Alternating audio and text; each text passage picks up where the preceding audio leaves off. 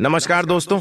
अपनी बेटी का विवाह दो स्थानों पर कभी भी भूल कर भी नहीं करना चाहिए, नहीं तो आपकी बेटी हमेशा दुखी रहेगी, गरीब रहेगी।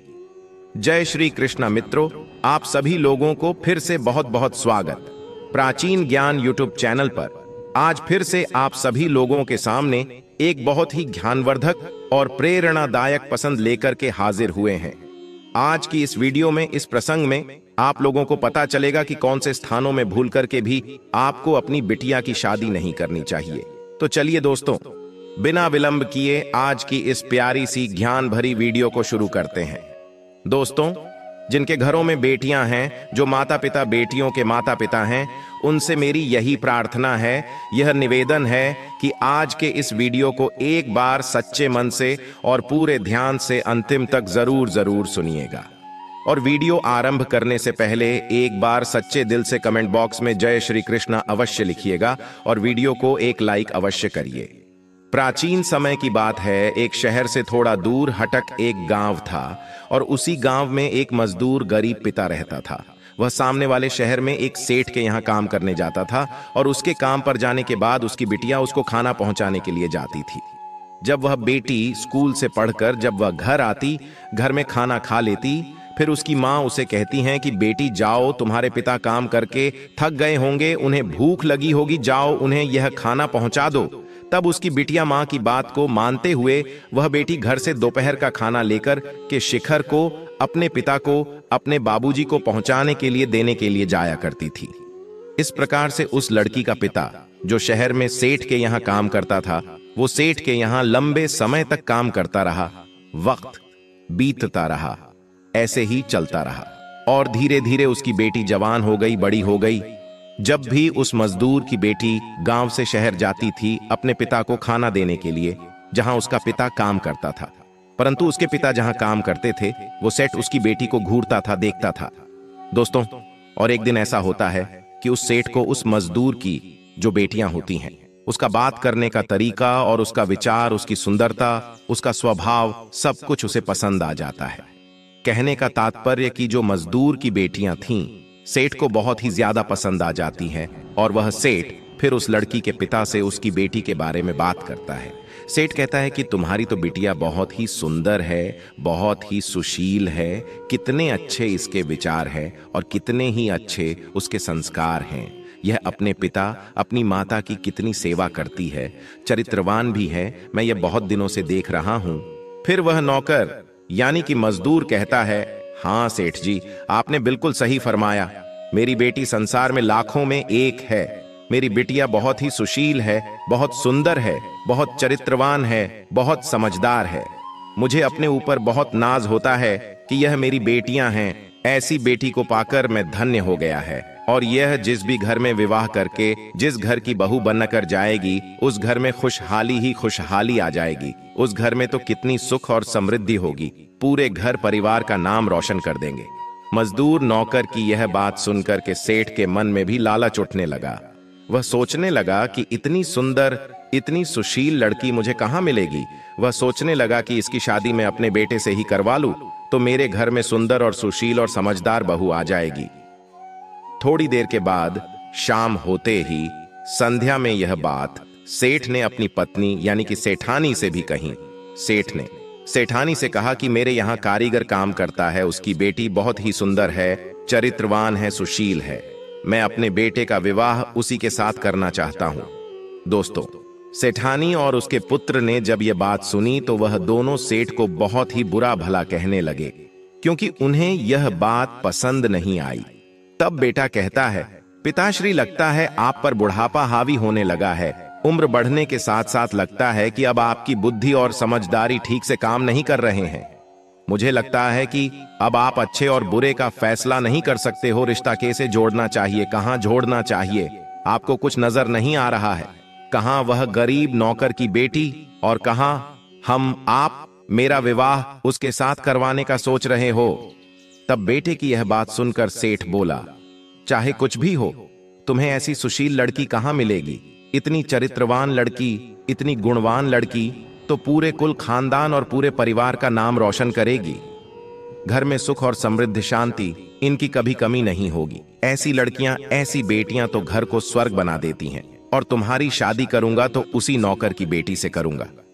तब सेठ की यह बात सुनकर मां और बेटे दोनों ही बुदबुदाने लगे, आपस में बात करने लगे और सेठ को भला बुरा कहने लगे।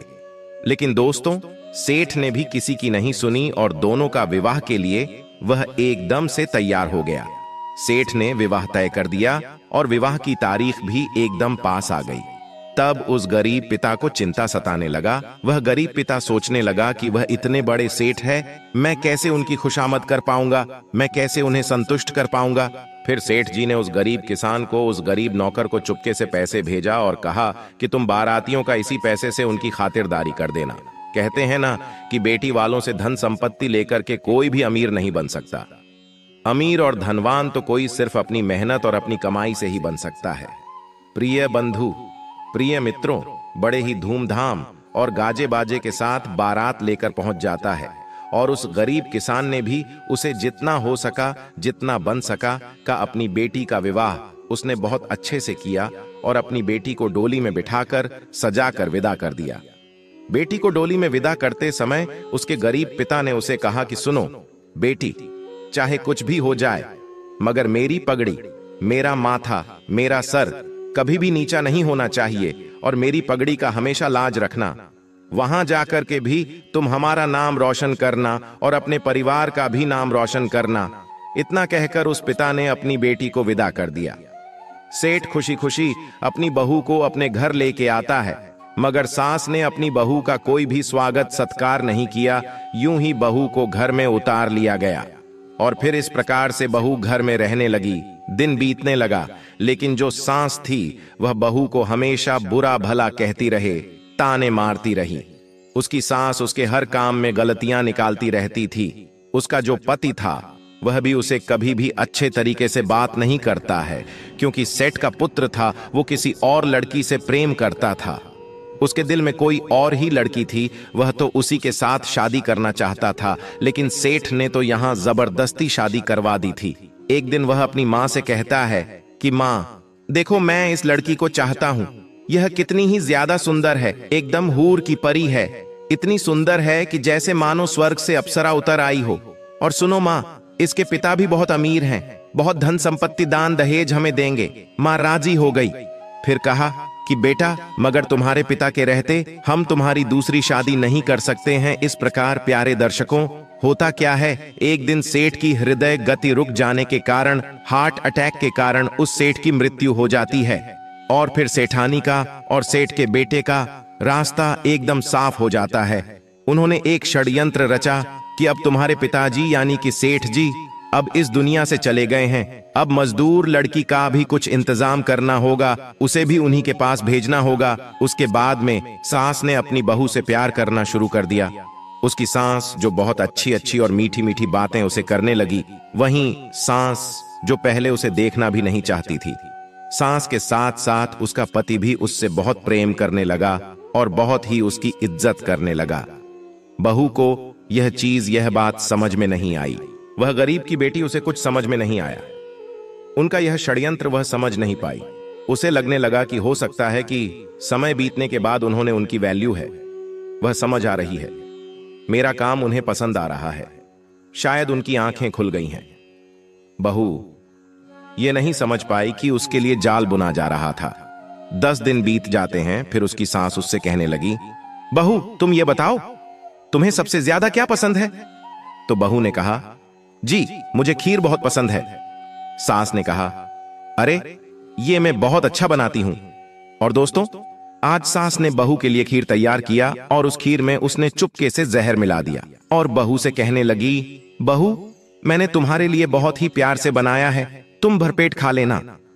बहू बेचारी, वो सीधे सादे भोली भाली उस लड़की ने, उस बहू ने खीर अपने सास के हाथ का बनाया हुआ बड़े ही चाव से खा लिया और जाकर के सो गई। प्यारे मित्रों, वह बहू व गरीब की बेटी अगले दिन सुबह उठी ही नहीं। उसके बाद उसके पिता को संदेश भेजा गया कि तुम्हारी बेटी ने जहर खा लिया है हमें फंसाने के लिए, तुम इसे आकर के ले जाओ यहां से।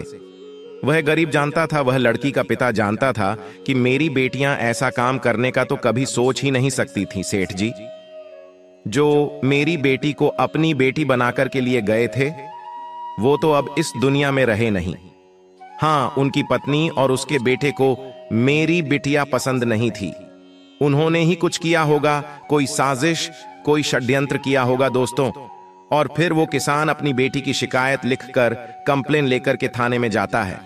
मगर प्रिय मित्रों, आपने सुना है ना कि जिसकी लाठी उसकी भैंस, जिसके पास पैसा होता है, जिसके पास पावर होती है, लोग उसी की सुनते हैं।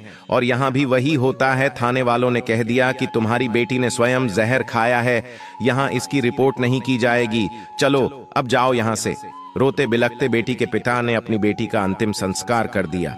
और प्रिय मित्रों, कुछ दिनों के बाद सेठ के लड़के ने दान दहेज धन संपत्ति सब लेकर के फिर से नई शादी कर ली। प्रिय दर्शकों, कहते हैं ना, इस वीडियो में कुछ ऐसी बातें मैं आप लोगों को बताने जा रहा है कि हर माता पिता को यहाँ विशेष ध्यान देना चाहिए कि इन दो जगहों पर, इन दो स्थानों पर भूल करके भी अपनी बेटी का विवाह नहीं करना चाहिए। पिता कन्यादान करते समय सबसे पहले ध्यान से सुन ले, समझ लें कि बेटी अगर ससुराल जाए तो वहां उसका मान सम्मान रहे, उससे प्यार करने वाले लोग रहे, अपने दामाद में अपने होने वाले तमाम वो सारे गुण, वह सारे स्वभाव देखें जो आपकी बेटी के लिए जरूरी है। देखें कि वह आपकी बिटिया के लायक है भी या नहीं, क्या वह उसे चाहता है भी या नहीं। प्रिय मित्रों, अब बात कर लेते हैं कि बेटी का विवाह किन दो स्थानों पर नहीं करना चाहिए। नंबर 1, बेटी का विवाह बहुत नजदीकी, बहुत पास में अपनी बेटी का विवाह कभी भी नहीं करना चाहिए। इन रिश्तों में तुरंत कड़वाहट आ जाती है और एक दूसरे के प्रति जो सम्मान परिवारों के बीच का होता है वह घटने लगता है। आए दिन अनबन बनी रहती है। जो प्रेम होना चाहिए, जो प्यार सम्मान मिलना चाहिए, वह नहीं मिलता। क्योंकि अगर मायके में कुछ अच्छी चीज बनी है, माँ ने फोन कर दिया कि बेटी आज घर में बहुत स्वादिष्ट चीज बनी है, तो जल्दी से आ जा, और बेटी तुरंत आ जाती है। और याद रखना प्यारे मित्रों, बार बार मायके जाने से मान सम्मान आदर कम हो जाता है।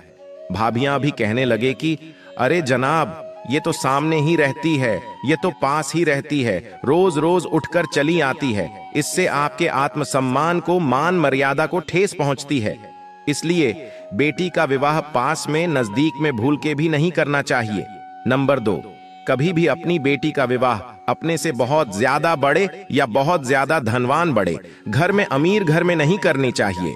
मायके पक्ष और ससुराल पक्ष अगर बराबर न हो तो कई बार ससुराल वाले बेटी के घर वालों को दीनहीन, कमजोर और यहां तक कि भिखारी भी समझने लगते हैं। इज्जत नहीं देते, आदर नहीं मिलता, जीवन भर बेटी को ताने भी मारते रहते हैं कि तुमने हमें कुछ दिया नहीं, तुम कितनी छोटे घर से आती हो, कितने तुम लोग गरीब हो। इस तरह के ताने बेटी को सुनने को मिल सकते हैं। तुम्हारे पिता ने दहेज में हमें क्या दिया है, तुम क्या लेकर के आई थी। इस तरह की बातें, इस तरह के तानेबाजी बेटियों को सुनने को मिलती है। अगर बहुत धनी, बहुत अमीर घर में अगर आप उसकी शादी करते हैं तो ध्यान रहे हैं, कभी भी अपने से बहुत ज्यादा धनी और अमीर घर में अपनी बेटी का रिश्ता न करें। और हमेशा कुल गोत्र ये सब देखकर कि हमेशा अपने कुल गोत्र उपजाति में ही शादी करनी चाहिए। हमेशा ये देख लेना चाहिए कि हम अपनी बेटी का हाथ दे रहे हैं, हम अपनी बेटी का विवाह जिसके साथ में कर रहे हैं वो किस जाति का है, उसका खानदान कैसा है और उसकी उम्र कितनी है, वह कार्य क्या करता है और उसका व्यवहार कैसा है, ये सारी चीजें आपको देखनी चाहिए। तो इन्हीं बातों का ध्यान देना है। बेटी का विवाह करते समय इन बातों को ध्यान रखनी चाहिए। हमारे चैनल पर शास्त्रीय संबंधित जानकारी आपको अच्छी लगी हो तो कमेंट बॉक्स में जय हरि विष्णु अवश्य लिखें। धन्यवाद।